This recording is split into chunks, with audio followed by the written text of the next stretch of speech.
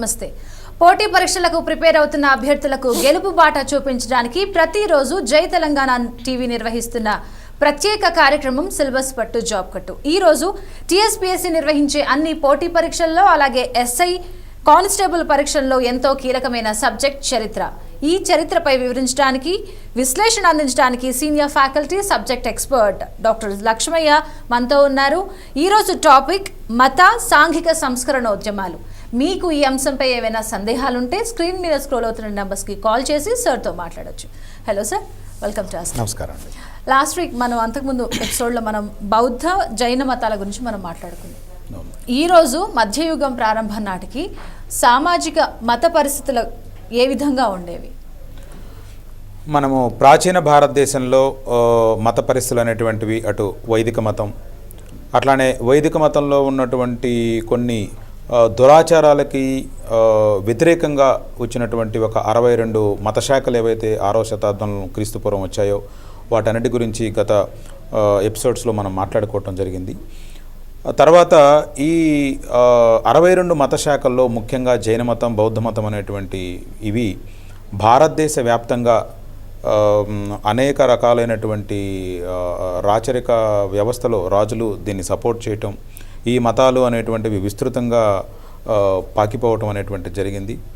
తదనంతర కాలంలో బ్రాహ్మణులు అనేటువంటి వాళ్ళు ఏ విధంగా ఈ చర్యలకి బాధపడ్డారు, సమాజంలో ఎలాంటి మార్పులు వారి యొక్క బాధ వల్ల వచ్చాయి, సో ఈ విషయాలన్నిటిని కూడా మనము గత ఎపిసోడ్స్లో మాట్లాడుకోవడం జరిగింది.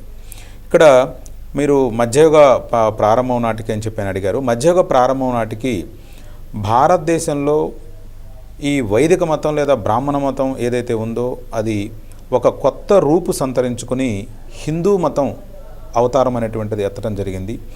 ఆ హిందూ మతంలో అనేక రకాలైనటువంటి లక్షణాలు ఏవైతే ఉన్నాయో ఆ లక్షణాలు కొన్ని స్వతహాగా వాళ్ళు మార్పులు చేర్పులు చేసుకున్నారు. అట్లనే జైన మతం నుంచి బౌద్ధ మతం నుంచి కూడాను కొన్ని రకాలైనటువంటి లక్షణాలను పుణికిపుచ్చుకొని హిందూ మతం అనేటువంటిది ఆవిర్భవించడం అనేటువంటిది జరిగింది. మొత్తానికి హిందూ మతంలో వచ్చినటువంటి ఈ గొప్ప హిందూ మత ఆవిర్భావం, దాంట్లో వచ్చినటువంటి గొప్ప మార్పులు అనేటువంటివి ఏవైతే ఉన్నాయో జైన మతాన్ని బౌద్ధ మతాన్ని ఆల్మోస్ట్ బయటికి పంపించినటువంటి కార్యక్రమం అనేటువంటిది జరిగింది. జైన మతం మన పశ్చిమ భారతదేశంలో ఉన్నటువంటి మన మహారాష్ట్ర, తర్వాత గుజరాత్ తదితర రాష్ట్రాల్లో ఉంటే బౌద్ధ మతం అనేటువంటిది ఇటు బెంగాల్ ఈ ప్రాంతానికి పరిమితం అయిపోయింది. మిగతా భారతదేశం అంతా కూడాను హిందూ మతం అనేటువంటిది బాగా వ్యాప్తి చెందింది. అంటే ఇక్కడ హిందూ మతం హిందూ మతస్థులు అనేక రకాలైనటువంటి శ్రమకు ఓర్చి అనేక రకాలైనటువంటి కార్యక్రమాల ద్వారా మత వ్యాప్తి అనేటువంటిది జరగటం జరిగింది. తదనంతర కాలంలో ఎప్పుడైతే హిందూ మతం ఈ రకమైనటువంటి యాక్టివిటీస్ తీసుకొని ఒక కొత్త కార్యక్రమాన్ని, దేవాలయాలు, ఇంత మునుపు వైదిక మతంలో ఎక్కడా కూడా విగ్రహారాధన అనేటువంటిది లేదు, అట్లానే దేవాలయం కాన్సెప్ట్ అనేటువంటిది లేదు. బౌద్ధ మతంలో జైన మతంలో వచ్చినటువంటి ఈ విగ్రహారాధన అనేటువంటి దాన్ని బేస్ చేసుకొని ఆ విగ్రహానికి ఆ ఆరుబయల ప్రదేశంలో ఉంచేటువంటి లక్షణం జైన మతంలోనూ బౌద్ధ మతంలోనూ మనకు కనిపిస్తూ ఉంది. అనేక సార్లు ఈ బిట్స్ని సివిల్ సర్వీస్లోనూ గ్రూప్ 1 గ్రూప్ 2లో కూడా అడగటం జరిగింది. అంటే జైన మతంలో విగ్రహారాధన అనేటువంటిది ఎలా ఉంది, హిందూ మతంలో విగ్రహారాధన అనేటువంటిది ఎలా ఉంది. ఈ హిందూ మతంలోకి వచ్చేసరికి ఎప్పుడైతే ఈ విగ్రహాలు అనేటువంటివి ప్రజలకి ఆకర్షణీయంగా మారాయో వాటికి ఆ పైన ఒక రూఫ్ కూడా వేసి వాటికి దేవాలయం అనేటువంటి ఒక కాన్సెప్ట్ని తీసుకురావటం, గర్భగుడి, రకరకాలైనటువంటి దానికి ఇతర రకాలైనటువంటి నిర్మాణాలను నిర్మించటం, దాంతో దేవాలయంలో వాస్తుశిల్పం అనేటువంటిది అభివృద్ధి చెందడం జరిగింది. సో దీంట్లో భాగంగానే మనకి ఉత్తర భారతదేశంలో నగరా స్టైల్ ఆఫ్ టెంపుల్స్ అని, అట్లనే దక్షిణ భారతదేశంలో ద్రవిడియన్ స్టైల్ ఆఫ్ టెంపుల్స్ అని, ఈ రెండు కలిసినటువంటి లక్షణాలు మనకి దక్కన్లో కనపడతా ఉంటాయి. దాన్నే వేసరా స్టైల్ అంటాము. ఈ రెండు ద్రవిడియన్ లక్షణాలు, నగర లక్షణాలు రెండు టెంపుల్స్ నిర్మాణంలో కనపడతా ఉంటాయి. కాబట్టి ఈ రకంగా టెంపుల్స్ అనేటువంటి కొత్త కాన్సెప్ట్ రావటం. సో హిందూ మతం అనేటువంటిది ఒక రకంగా భారతదేశంలో ప్రజ్వరిల్లిపోయింది. జైన మతం బౌద్ధ మతం ఆల్మోస్ట్ జైన మతం పశ్చిమ దిక్కుకి, బౌద్ధ మతం అనేటువంటిది తూర్పు దిక్కులో కొంచెం ప్రాంతానికి పోయింది. బౌద్ధ మతం పూర్తిగా భారతదేశం నుంచి వెళ్ళిపోయినటువంటి పరిస్థితి కనపడింది. సో మీరు ఒకసారి మన మధ్యయుగ భారతదేశానికి సంబంధించినటువంటి పరిస్థితి కనుక, సమాజం యొక్క పరిస్థితి కనుక చూసినట్టయితే హిందూ మతం బాగా డామినేట్ చేయటం, అట్లానే బౌద్ధ మతం భారతదేశం నుంచి వెళ్ళిపోవటం ఆల్మోస్ట్ కొంచెం తప్ప, జైన మతం అనేటువంటిది నెగ్లిజిబుల్గా పశ్చిమ భారతదేశంలో ఉండటం, ఇది సమాజం. ఇలాంటి సమాజం నేపథ్యంలో హిందూ మతస్థులకి మళ్ళా ఒక కొత్త ఉపద్రవాలు అనేటువంటివి వచ్చాయి. అంటే దీన్ని ఈ విధమైనటువంటి సామాజిక మతపరమైనటువంటి పరిస్థితి తీసుకురావడానికి అనేక కష్ట నష్టాలకు వచ్చినటువంటి హిందువులకి, దాన్ని ప్రోత్సహించినటువంటి రాజులకి రెండు ప్రధానమైనటువంటి సమస్యలు వచ్చాయి. ఏమిటా సమస్యలు అని అంటే, ఒకటి పశ్చిమ వైపు నుంచి వచ్చింది, రెండోది తూర్పు వైపు నుంచి వస్తున్నట్టుగా అనిపించింది. తూర్పు వైపు నుంచి వచ్చేటువంటి మన భారతదేశానికి తూర్పు వైపున ఉన్నటువంటి సౌత్ ఈస్ట్ ఏషియన్ కంట్రీస్లో ఉన్నటువంటి ఇష్యూ ఏంటంటే, బౌద్ధ మతం అక్కడ బాగా అభివృద్ధి చెంది అది తన ప్రారంభించినటువంటి భారతదేశంలోకి ప్రవేశించడానికి అనేక రకాలైనటువంటి ప్రయత్నాలు చేస్తున్నటువంటి పరిస్థితి నెలకొని ఉన్నది మధ్యయుగ భారతదేశంలో.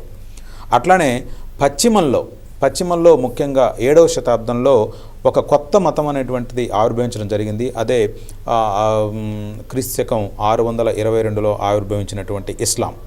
సో పశ్చిమ దిక్కు నుంచి ఇస్లాం రూపంలోనూ, తూర్పు దిక్కు నుంచి బౌద్ధ మతం రీఎంట్రీ రూపంలోనూ హిందువులకి కొత్త సమస్య అనేటువంటిది వచ్చింది. సో ఈ నేపథ్యంలో అంటే ఇంత కష్టపడి బాగా వ్యాప్తి చెందినటువంటి హిందూ మతం ఇంత బాగా వ్యాప్తి చెందినటువంటి భారతదేశంలోకి ఈ మతాలు గనక మళ్ళా ప్రవేశించినట్టయితే మరి మరలా ఇంత పని మనం చేయలేము అని ఉద్దేశించినటువంటి వీళ్ళు ఒక కొత్త కాన్సెప్ట్ అంటే ఆల్రెడీ ఉన్నటువంటి కాన్సెప్ట్ని బాగా విపరీతంగా దాన్ని వ్యాపింప చేయటం అనేటువంటిది జరిగింది. ఎందుకంటే ఎవరూ కూడా అంటే మతం అనేటువంటిది కానీ, లేకపోతే సంస్కృతి కార్యక్రమాలు కానీ, మతకు సంబంధించిన కార్యక్రమాలు కానీ ఎలా వ్యాప్తి చెందుతాయి? ఒక ప్రాంతం నుంచి ప్రజలు ఇంకొక ప్రాంతానికి వెళ్ళినప్పుడు ఆ ప్రాంతంలో ఉన్నటువంటి మత పరిస్థితులు కానీ, ఆర్థిక పరిస్థితులు కానీ, రాజకీయ పరిస్థితులు కానీ చూసి వాటిని అనుకరించడం వల్ల, అంటే అక్కడి నుంచి ఇక్కడికి డిఫ్యూజన్ చెందించడం వల్ల, వ్యాప్తి చెందించడం వల్ల మతం కానీ లేకపోతే ఇతర సాంస్కృతిక కార్యక్రమాలు కానీ ఒక ప్రాంతంలోకి వస్తాయి. ఇప్పుడు ఇక్కడ ఉన్నటువంటి ఒక విషయం ఏంటంటే, భారతదేశంలోకి ఇటు బౌద్ధ మతము మళ్ళీ రీఎంట్రీ కాకూడదు, ఇటు ఇస్లాం కూడా ఎంట్రీ కాకూడదు. ఇది ఒక్కటే ఎజెండా. ఈ ఎజెండా సక్సెస్ఫుల్గా నడిపించాలి అంటే హిందూ మతస్థులు చేసినటువంటి కార్యక్రమం అంటే ఇండియా ఐసోలేటెడ్గా ఉండవలసిందే. ఇండియన్స్ ఇక్కడి నుంచి ఎవ్వరూ కూడా బయటికి వెళ్ళకూడదు, ఇటుపైకి వెస్ట్ వైపుకి వెళ్ళకూడదు, ఈస్ట్ వైపుకి కూడా వెళ్ళకూడదు. ఇక్కడ ఆర్థికపరమైనటువంటి పరిస్థితులు ఉన్నాయి. పరమైనటువంటి పరిస్థితులను కూడా కాలదన్ని మతపరమైనటువంటి పరిస్థితులు బాగా పైకి లేచినటువంటి సందర్భం ఇది. ఇక్కడ ప్రాచీన భారతదేశంలో మనం గనక మన భారతీయ సమాజాన్ని గనక చూసినట్టయితే, ఇక్కడ మౌర్యుల కాలంలో కానీ, మౌర్యులు మన దక్షిణ భారతదేశంలో పూర్తిగా అంటే లాస్ట్ టిప్ తప్ప మిగిలిన భారతదేశం అంతా కూడాను అశోకుడి కాలంలో ఆక్రమించడం అనేటువంటి జరిగింది. మనం ఇంత మునుపు మాట్లాడుకున్నాము. సంగం యుగం కాలంలో ముఖ్యంగా అంటే అశోకుడు పరిపాలించే కాలంలో కిందన 3 రాజ్యాలు ఉండేవి. 1 చేర, 2 చోళ, 3 పాండ్య రాజ్యాలు. ఈ రాజ్యాల్లో ఉండేటువంటి ఉత్పత్తులు ఏమైతే ఉన్నాయో, 1 స్పైసెస్ అంటే సుగంధ ద్రవ్యాలు కానివ్వండి, అట్లానే మజ్లిన్ క్లాత్ కానివ్వండి, అట్లానే పర్ల్స్ కానివ్వండి. సో ఈ ఉత్పత్తులు ఏవైతే ఉన్నాయో ఈ ఉత్పత్తుల్ని మనము రోమ్ సామ్రాజ్యానికి ఎగుమతి చేసినటువంటి మనకి విశేషమైనటువంటి ఆధారాలు ఉన్నాయి. ఒకసారి ప్లీనీ అనేటువంటి ఒక తత్వవేత్త రోమ్ చక్రవర్తికి ఒక సలహా ఇస్తాడు. మహాప్రభు, నువ్వు ఏ ప్రపంచంలో ఉన్నటువంటి ఇతర దేశాలతో ఎవరితోనైనా కానీ వ్యాపారం చేయి, కానీ 1-2 దేశాలతో మాత్రం జాగ్రత్తగా ఉండు, వాళ్ళతో వ్యాపారం చేయక. 1 చైనా, 2వది ఇండియా అనేటువంటి ఒక సలహా ఇస్తాడు. ఎందుకు చేయొద్దన్నాడు ప్లీనీ అనేటువంటి మహాశయుడు రోమ్ చక్రవర్తికి ఇలాంటి సలహా ఎందుకు ఇచ్చాడనంటే, మనందరికీ తెలిసినటువంటి విషయమే, ఆ రోజు బార్టర్ సిస్టమ్, వస్తు మార్పిడి పద్ధతి అనేటువంటిది ట్రేడ్లో ఉన్నటువంటిది.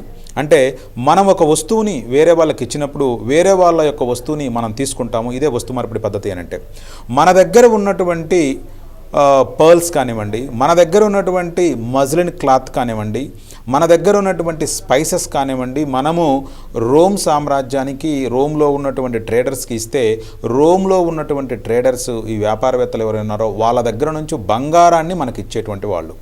ఆయన చెప్పింది ఏంటంటే, the entire wealth of Europe is draining towards or sinking towards 2 destinations, 1 is China, another 1 is India అన్నాడు.